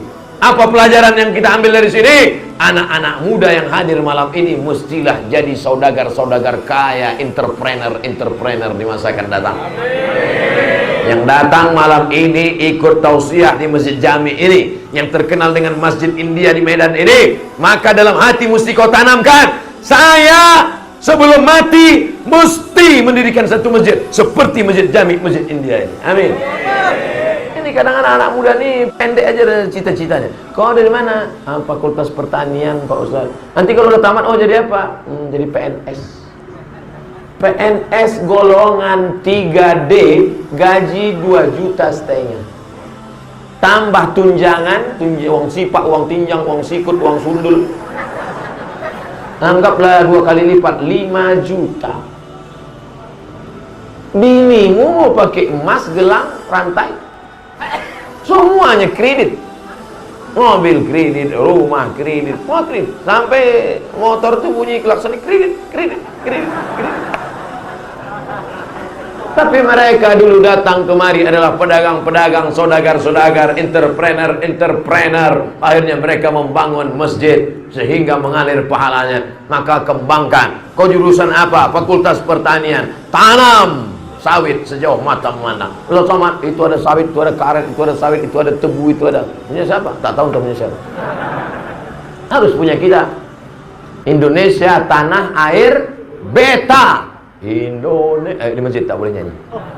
Saudara yang dimuliakan Allah Subhanahu wa taala, kita lanjutkan lagi. Malam Selasa, malam Rabu, malam Kamis, malam Jumat, 4 malam di Kuba bisa berdiri satu masjid. Kita mendirikan masjid berapa malam? Berapa banyak peletakan batu pertama sekaligus batu terakhir. Sampai belumut batu. Bayangkan ini. Malu kami Pak Ustaz sebagai warga masyarakat. Tolong nanti Ustaz ceramah ini tolong kasih tahu, bukan di sini, di tempat lain. Tolong Ustaz ceramah nanti supaya jangan lagi ada pasang tangguk di tengah jalan. Menangguk orang tuh. Menangguk. Tengah jalan ibu-ibu yang pakai bedak. Takut hitam mukanya. Pakai bedak untuk menangguk uang dari supir truk 2.000 perak. Lempar 2 perak. Padahal negeri ini kaya, gemah ripah, ruang jenawi, tongkat dan batu jadi tanaman. Di bawah minyak, di atas minyak. Digali tanah mencari sumur, menyembur gas. Tapi 2.000 perak di jalan ditangguk untuk masjid. Laknat Allah bagi orang yang bakhil, pelit. Laknat Allah bagi penguasa yang tak meletakkan nikmat dari bumi Allah diletakkan di atas muka bumi Allah. Masjid untuk menyembah Allah Subhanahu wa taala. Semua akan dituntut diminta tanggung jawab di hadapan Allah Subhanahu wa taala. 4 malam cuman mereka mendirikan masjid. Kita oleh sebab itu ke depan mesti ada cita-cita yang tinggi. Hari Jumat, malam Selasa, malam Rabu, malam Kamis, malam Jumat. Hari Jumat mereka bertolak dari Kuba menuju Yasrib. Pas masuk waktu sholat Jumat sampai di kampung Bani Salamah, maka kemudian Nabi pun melaksanakan sholat Jumat. Tempat kening Nabi sholat Jumat itu yang disebut dengan Masjid Al-Jumu'ah. Nanti kalau pergi umrah tanya guide-nya, mana Masjid Al-Jumu'ah? Tapi pengalaman saya bawa jamaah umrah, belum pernah ada jamaah nanya, Ustaz di mana Masjid Al-Jumu'ah? Yang ditanya mereka, di mana jual batu cincin? Mana jual batu? Ustaz tolong tunjukkan di mana jual tasbih tolak unta. Lama memilih tasbih, lebih lama pula milih tasbih daripada bertasbih. Na'udzubillah. Itu pun sudah dapat tasbih, bawa balik ke kampung, digantungkan ke kaca spion. La ilaha illallah Muhammad Rasulullah. Sampai akhirnya hari Jumat mereka masuk ke kota Al-Madinah Al-Munawwarah. Yang pertama dilakukan Nabi adalah membangun masjid, mempersaudarakan antara Muhajirin dan Ansar. Di antara Ansar ini orang Madinah ada Aus, ada Khazraj, dipersaudarakan antara Aus dan Khazraj. Malam ini, walaupun ini masjid komunitas saudara-saudara kita dari India, apakah ada yang melarang? Ustaz Somad, karena hidung kau pesek, kau jangan ceramah sini. Tak ada. Tak dilihat kau datang dari mana, tak dilihat kau suku apa. Semuanya mengatakan la ilaha illallah Muhammadur Rasulullah. La farqa bainal arabi wal ajam. Tak ada beda antara yang Arab dengan yang bukan Arab. Wala farqa bainal abyadi wal aswad. Tak ada beda antara yang kulit putih dengan kulit hitam. Kullukum min Adam. Semua dari Adam. Wa Adam min turab. Adam dari tanah. Dari tanah balik kepada tanah. Apa yang disombongkan? Apa yang diangkuhkan? Oleh sebab itu yang ditengok adalah amal. Innallaha la yanzuru ila ajsamikum. Allah tak menengok badan kamu. Wala ila suwarikum. Allah tak menengok rupa wajah kamu. Walakin yanzuru ila qulubikum. Yang ditengok Allah hati kamu. Wa a'malikum, dan amal kamu. Ada zahir, ada batin. Yang zahir amal, kerja. Yang batin hati yang bersih. Bersih hati, bersih amal. Berani menghadap Allah Subhanahu wa ta'ala. Itulah pelajaran. Oh, tadi saya janji dari jam 9 kurang 15 sampai jam 10 kurang 15. Rupanya sekarang sudah jam 10 lewat 5. Maka saya sudah korupsi 20 menit. Kenapa tiba-tiba Ustaz semangat malam ini? Rupanya tanah bertuah yang dipilih didirikan Masjid Jami ini membuat kita bersemangat. Semangat mereka pula lah yang membangkitkan kita semangat menghadapi tahun hijrah 1441 Hijriah ini, insyaallah. Amin ya rabbal alamin. Takbir. Apakah ceramah Ustaz Somad ini cukup? Ceramah Ustaz Somad tentang hijrah yang disampaikan malam ini 1 jam lebih 20 menit ini hanya seujung kuku. Makanya nanti kalau ada tablik akbar di Tanah Lapang Merdeka, kalau ada lagi tablik akbar di Masjid Agung, kalau ada lagi tablik akbar di Masjid Raya, kuncinya datang, duduk, dengar, diam. Ngantuk-ngantuk sedikit tak apa-apa. Diampunkan Allah SWT. Ngantuk. Nanti kalau ditegur kawan, kok kenapa ngantuk pengajian? Tidur adalah ibadah.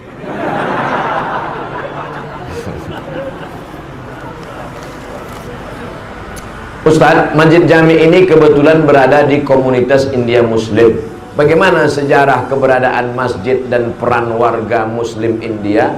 Sudah diceritakan oleh Ustadz Latif Khan. Ingat kata kunci keyword 1887. Di Pulau Sumatera, negeri yang paling hebat adalah Medan, Sumatera Utara. Makanya menjadi tujuan datang saudara-saudara kita dari bumi Tiongkok. Itulah disebut dengan pecinan. Dan sampai hari ini rumah Chong Api menjadi saksi bagaimana dulu mereka di sini. Dan ada satu tanah yang dia kasih, lalu kemudian dibangun oleh Sultan Delhi. Itulah dia Masjid Chong Api dulu orang. Ditanyakan ke Buya Hamka bagaimana. Dia kata Buya Hamka tak ada masalah, tak ada apa-apa. Dan dalam kitab fikih pula dikatakan, kalau ada non-muslim bersedekah, maka Allah langsung membalasnya di dunia. Bayangkan itu. Makanya kalau ada orang baik-baik, dia tak seakidah dengan kita, mau ngasih, ambil. Kalau mau selamat dia di dunia akhirat, ajak dia bersyahadat. Ajak dia. Kau nanti dibalas Allah di dunia. Tapi kalau kau mau balas 2 kali di akhirat, kau sebutkan keywordnya. Asyhadu an la ilaha illallah. Masalah sunat, tak sakit kali. Tapi sakit sikit aja. Nah, adapun saudara kita dari komunitas Muslim India, datanglah kemari. Sebagian pula datang dari India Tamil yang Hindu. Maka kita mengenal ada kampung keling. Dulu orang Inggris datang kemari untuk apa? Mengambil tembakau, karet, rempah-rempah. Makanya ada rel kereta api peninggalan Inggris, Belanda, segala macam, kerajaan multi. Makanya kalau ada orang mau mengajar orang Medan bagaimana hidup bernegara, bagaimana hidup berkomunitas, bagaimana hidup berbeda, lalu diceramahinya orang Medan, itu sama dengan mengajar itik berenang. Nah, Bapak Ibu Saudaraku, kalau baca kitab Sunan Tirmidzi, ditulis oleh Imam Abu Isa At-Tirmidzi. Tak paham, baca syarahnya. Apa nama kitab syarahnya? Syarah Sunan Tirmidzi itu namanya Tuhfatul Ahwazi, ditulis oleh Imam Al-Mubarakfuri dari India. Begitu juga dengan Aunul Ma'bud. Banyak ulama-ulama kita yang datang dari India. Ada pesantren terbesar di dunia, itu namanya Nadwatul Ulama, yang ditulis oleh Imam Abul Hasan An-Nadwi. Abul Hasan An-Nadwi. Banyak orang Medan sekolah di Nadwatul Ulama. Begitu juga dengan di nama negerinya Lucknow di India. Jadi India pernah menjadi pusat peradaban Islam. Itulah mengapa sampai hari ini sejarah-sejarah. Makanya kata Cak Nun, MH Ainun Najib, hebat Allah memperlihatkan di dunia. India yang komunitasnya Hindu, tapi justru objek wisatanya Islam. Apa dia? Taj Mahal. Kita yang komunitasnya Islam, justru objek wisatanya adalah Candi Borobudur. Allah SWT mau menunjukkan begitulah hebatnya dulu Islam di India, dan mereka datang membawa Islam ke tempat kita. Makanya beberapa budayanya kelihatan sampai hari ini, dari mulai kain sarungnya, dari mulai mazhab. Karena Gujarat ini bermazhab Syafi'i, selainnya bermazhab Hanafi. Makanya komunitas yang datang bermazhab Syafi'i, walaupun sebagian ada bermazhab Hanafi. Dan ketika Islam sudah mulai runtuh, heboh dengan politik, tapi kemudian datang gerakan baru, juga datang dari bumi India, yang dibawa oleh Maulana Ilyas, lalu kemudian Maulana Zakaria Kandahlawi, lalu kemudian datanglah orang berbondong-bondong. Beliau tak pernah menyebut jamaah tabligh, orang yang menyebut, karena pesannya adalah tabligh, mengajak apapun partaimu, apapun golonganmu, apapun bangsamu, apapun sukumu, yang penting ramaikan masjid, hidupkan sunnah-sunnah Rasulullah Sallallahu Alaihi Wasallam. Orang lain aja mengejek. Jamaah apa tuh? Jamaah tabligh. Jamaah apa tuh? Jamaah kompor. Jamaah tuh? Jamaah KUPJ, kelompok Ustadz Panjang Gangwi.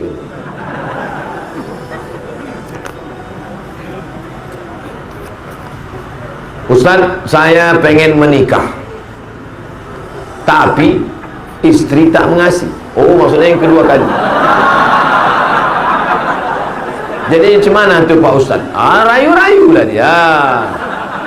Adinda, mau kau masuk surga tanpa haji, tanpa umroh, tanpa amal? Kau lakukan amal nih, langsung kau masuk surga. Apa dia bang? Apa dia bang? Izinkan aku nikah sekali. Tak usah masuk pun tak apa-apa.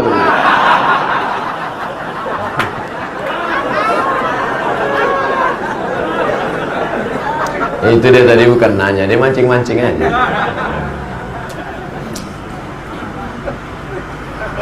Nama saya Fitri. Bolehkah saya ungkapkan perasaan saya kepada laki-laki? Bolehkah saya mengungkapkan perasaan saya kepada laki-laki yang saya cintai? Ya kalau jadi, kalau tak jadi,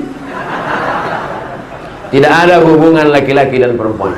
Itu mesti digarisbawahi. Tidak ada hubungan laki-laki dengan perempuan. Alah, kami sekantor aja Pak Ustadz, udah macam abang saya, udah macam adik saya, udah macam pakcik saya. Berawal dari macam, berakhir dengan macam-macam.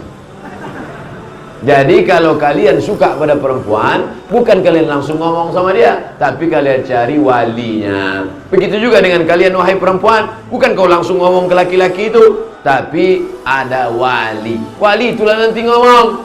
Apakah langsung Khadijah berkata kepada Nabi Muhammad SAW? Tidak. Di pesan itu dipesankan. Bolehkah seorang wali mengatakan kepada laki-laki, aku ingin kau menjadi menantuku? Boleh. Boleh. Kenapa? Karena niat baik mesti disampaikan. Orang-orang baik. Ini banyaknya anak-anak muda yang laki-laki yang soleh-soleh, yang baik-baik. Kan kasihan kalau dia sampai nikah sama BCL, bini celaka. Mesti harus dapatnya juga yang baik-baik. Oleh sebab itu maka tidak ada hubungan laki-laki dengan perempuan. Kalian kalau suka, sampaikan kepada walinya. Wali perempuan itu ada 6. Wali perempuan ada 6. Ayah, kakek, abang, adik, abang ayah, adik ayah. Mereka ini yang bicara. Anakku, iya ya, itu ada orang bertamu di luar, mau menengok kau.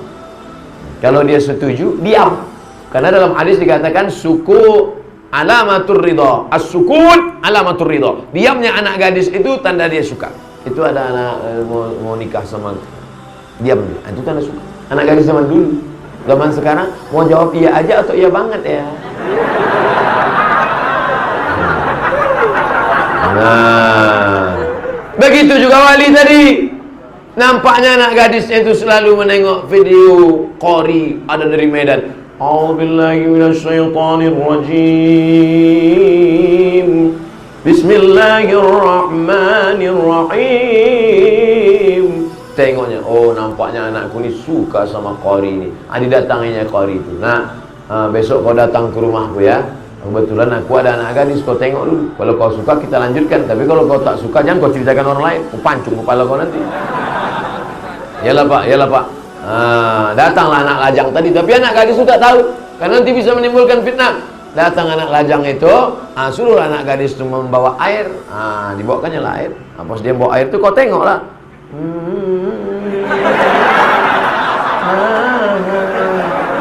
Harus tengok, amak tak jadilah pak. Jangan kau nikah karena cantiknya, karena cantik akan berubah. Jangan kau cinta nikah karena sukunya, karena tak ada suku yang paling mulia kecuali suku karena kesucian hati dan takut pada Allah. Jangan kau nikahi dia karena hartanya, hari ini kaya besok jadi miskin, susah, miskin papa. Tapi kau nikahi dia karena la ilaha illallah Muhammadur Rasulullah. Pak Ustadz, semoga selalu dalam lindungan Allah, amin. Mengapa pada malam hari raya kedua, malam 2 Syawal, malam setelah hari tasyrik dilarang untuk mengumandangkan takbiran? Bercampur aduk Syawal sama tasyrik ini. Mengapa pada malam hari raya kedua, malam 2 Syawal itu Idul Fitri? Kalau tasyrik itu Idul Adha. Kalau Idul Fitri mulai takbirnya 2 pendapat. Pendapat yang pertama mengatakan mulai takbir itu sejak sore tenggelam matahari, mulai maghrib. Allahu Akbar, Allahu Akbar, Allahu Akbar, dari maghrib. Pendapat yang kedua mengatakan besok waktu mau berangkat sholat id itu baru takbir. Habis tak boleh lagi takbir setelah khotib naik mimbar. Naik khotib ke atas mimbar. Allahu Akbar, Allahu Akbar, Allahu Akbar. Allahu Akbar, Allahu Akbar, Allahu Akbar, Allahu Akbar, Allahu Akbar, Allahu Akbar kabira, 9 kali habis. Untuk bulan Syawal. Adapun untuk Idul Adha, maka takbirnya mulai 10, 11, 12, 13. Haram puasa. Kenapa? Hari raya tasyrik, hari menjemur daging. Tasyrik diambil dari kata syarraqa, yusyarriku, terbit matahari. Saat menjemur daging panas, daging dijemur. Itu hari raya mengagungkan Allah. Wadhkurullaha fi ayyamin ma'lumat. Banyak-banyak berzikir mengingat Allah pada hari-hari yang sudah ditentukan Allah. Tanggal 8 hari Tarwiyah, tanggal 9 hari Arafah, tanggal 10 hari Nahar, tanggal 11, 12, 13 hari Tasyrik. Sampai petang menjelang matahari tenggelam tanggal 13 habis takbir. Mengapa surat Al-Fatihah disusun paling pertama dalam Quran? Padahal surat pertama turun kan Al-Alaq. Iya juga.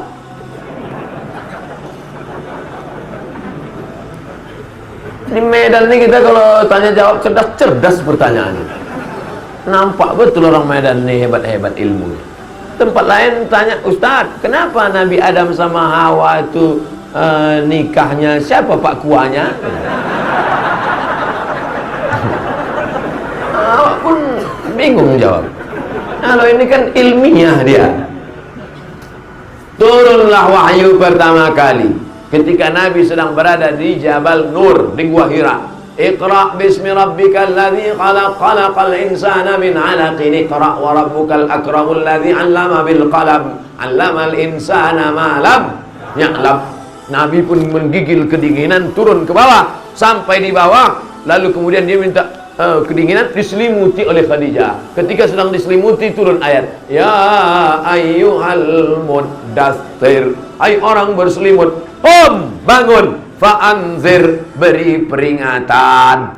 Lalu dia pun disuruh beri peringatan. Siapa yang mesti diberi peringatan? Turun yang ketiga, wa anzir ashiratakal aqrabin, berilah peringatan kerabat-kerabat dekatmu. Dipanggillah pakciknya, pamannya, bibinya semua, dibawanya ke depan bukit Jabal Sofa, Jabal Marwah. Bukit Sofa, Bukit Marwah. Nabi pun naik ke atas bukit Sofa.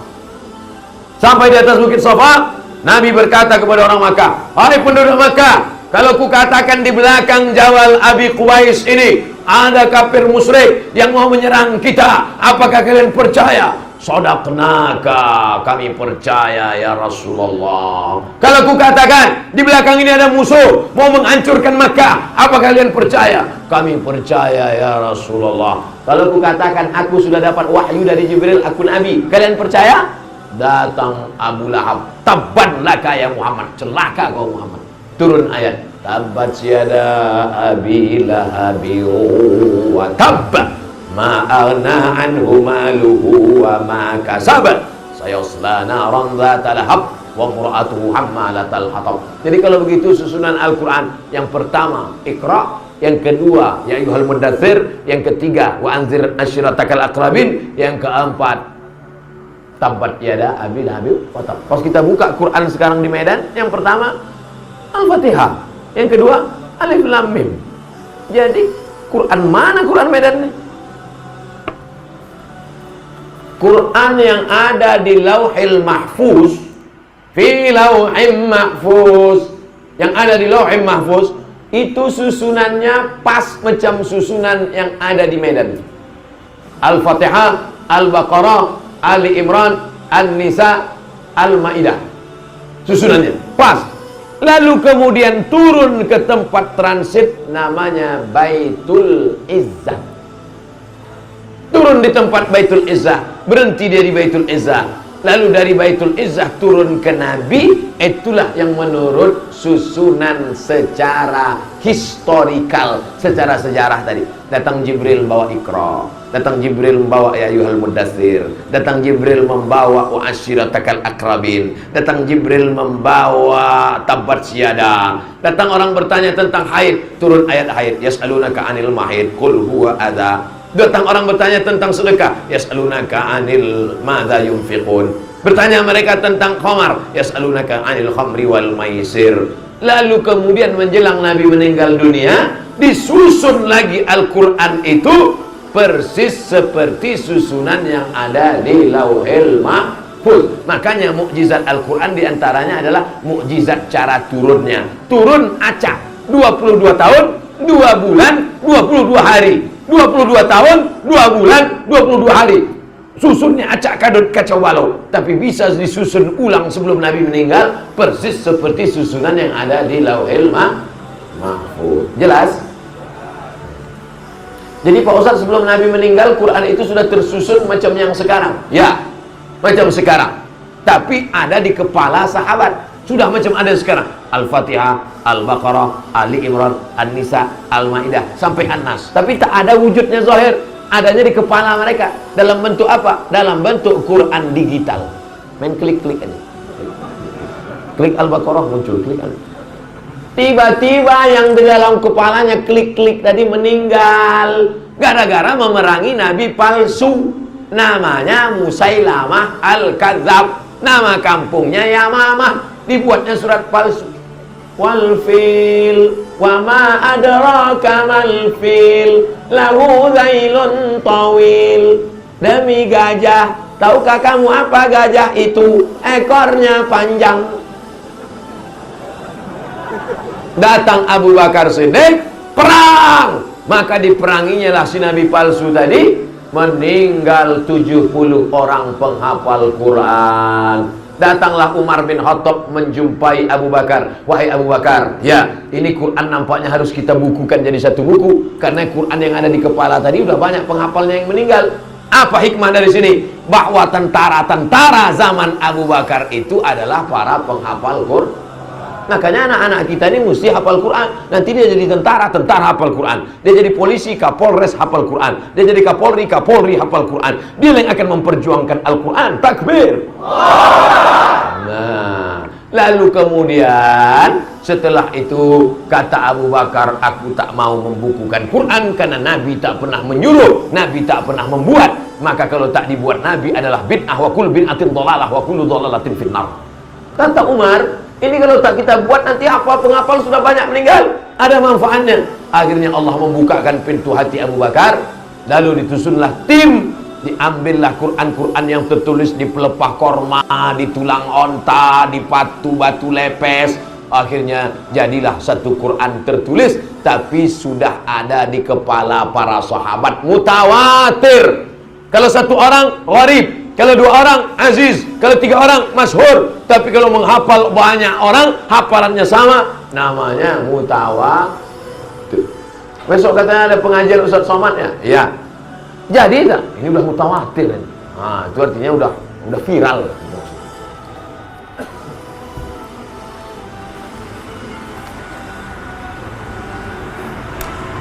Apa yang dilakukan anak muda menghadapi tahun hijriah ini, Pak Ustaz? Apa kira-kira pendapat Ustaz tentang hijrah yang baik? Nabi menjawab, bukan saya.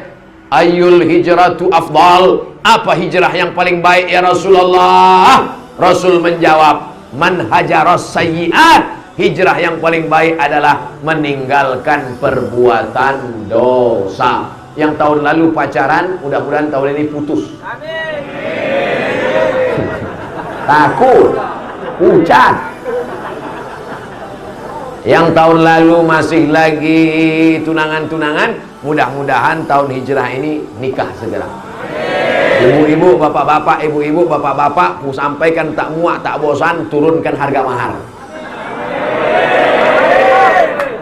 Nah, kalian pasang mahar tinggi-tinggi. Kalian kadang-kadang orang tuanya lebih mau anaknya makan di daun daripada makan di pinggan. Lebih mau anaknya makan di lantai daripada makan bagus di pinang baik-baik. Kalau datang anak muda naik Grab, ditolak. Datang naik ojek, pergi kau balik. Tapi kalau datang naik mobil mewah, masuk. Dia tak tahu itu mobil pinjaman.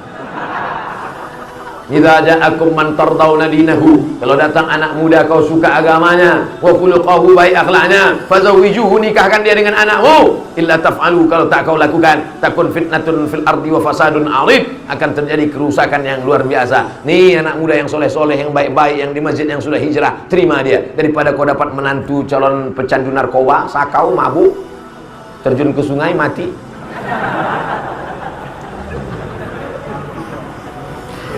Siapa orang yang hijrah itu? Apakah pindah tahun? Apakah pindah tempat? Nabi menjawab, wal muhajir man hajara ma nahallahu an. Orang hijrah adalah meninggalkan yang dilarang Allah. Yang kemarin sibuk makan pil anjing gila, sekarang makan durian.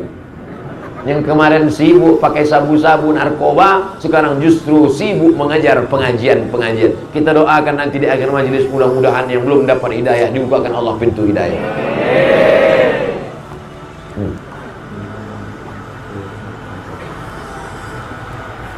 Mohon infak dari jamaah, infak untuk mu'alaf center dapat dikumpulkan setiap bulan. Ada yang masuk Islam di Yayasan Muslim India.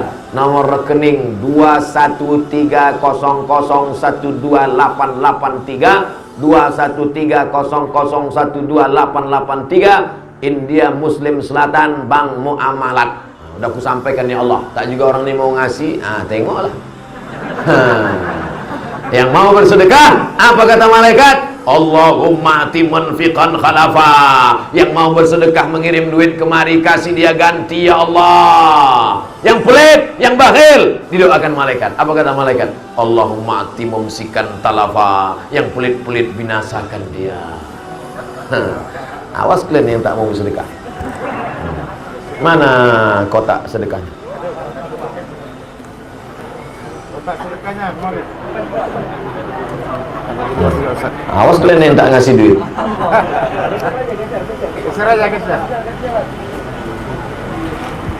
Mantap, nampak isinya. Syuting lah. Itulah Ustaz riak itu. Kadang di tempat lain dibuatnya kotak dari triplek. Mana nampak kerincing? Kalau itu kan nampak merah.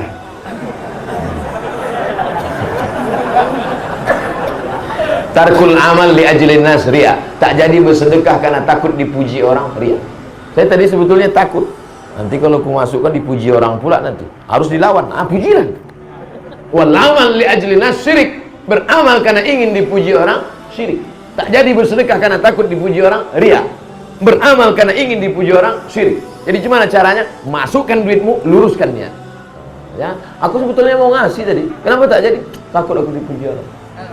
Aku sebetulnya udah lama mau sholat ke masjid India itu. Kenapa kau tak ke masjid? Takut aku riya.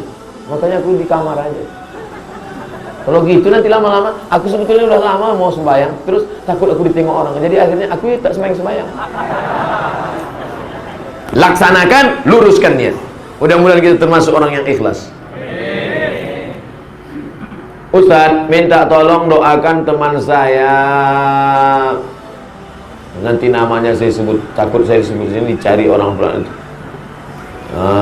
Badriyah binti Abdullah, berasal dari Fatani, Thailand Selatan, yang sedang dijajah oleh Siam, Thailand. Sedang kuliah di Mesir Al-Azhar. Nanti di akhir majelis kita doakan semuanya. Kertas terakhir, Ustadz, sudah banyak dakwah kita sampaikan dalam berbagai acara kajian. Kenapa terasa lambat kesadaran umat Islam, Pak Ustadz? Apa faktornya, Pak Ustadz? Atau materi kajiannya, Pak Ustadz? Entahlah. Aku rasanya kajian semua udah aku sampaikan. Sampai-sampai yang tak boleh disampaikan pun aku sampaikan.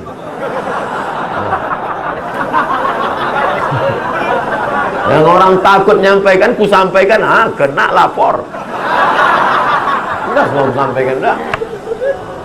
Kita hanya disuruh menyampaikan. Masalah orang hatinya terbuka tak terbuka itu bukan urusan kita, itu urusan Allah Subhanahu wa taala. Sampaikan. Ya ayyuhar rasul balligh. Ya Rasul, ya Muhammad SAW, balligh ma unzila ilaika min rabbik. Sampaikan semua yang diperintahkan Allah. Sampaikan. Meninggal Buya Hamka, selesaikah masalah? Tidak. Meninggal mufti Kerajaan Delhi, Syekh Hasan Maksum, tak selesai masalah di Medan.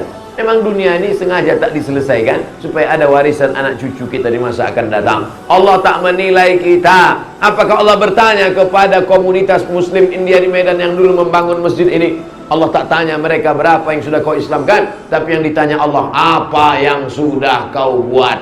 Begitu juga dengan kita. Wa qul i'malu, berbuatlah, fasayarallahu amalakum. Allah yang akan menilai perbuatan kamu, wa rasuluhu, Rasulullah yang akan menilai, wal mu'minun, orang beriman yang akan menilai. Jam 10 lewat 30 kurang 15 menit, selama 2 jam kita bersama, mudah-mudahan bernilai amal soleh, bekal menghadap Allah. Ala hazihin niyah wa kulli niyatin salihah. Al-Fatihah.